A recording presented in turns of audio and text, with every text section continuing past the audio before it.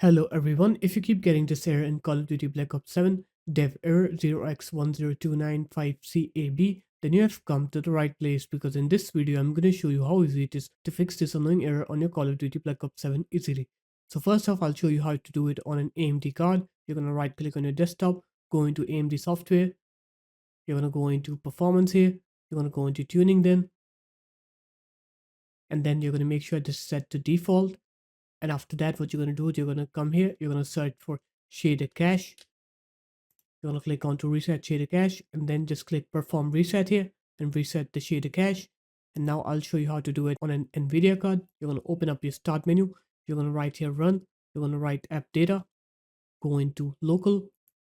And here you need to find the folders called D3DS cache and the folder called NVIDIA. Just go ahead and delete both of these folders. And once you're done deleting both of these folders, you're going to go ahead and restart your computer. And once you're done restarting your computer, now you're going to open up your games platform. You're going to right click on Call of Duty Black Ops 7, go into properties, go into install files, click verify integrity of games files. And if you have it on battle.net, what you're going to do is you're going to open up battle.net. You're going to go into games. You're going to go into Call of Duty Black Ops 7. You're going to click onto the settings icon here, and then you're going to click onto scan and repair.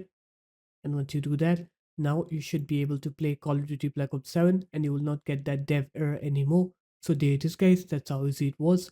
If you guys found this video helpful, make sure to leave a like, comment and subscribe to the channel, and I'll see you in my next video. Peace.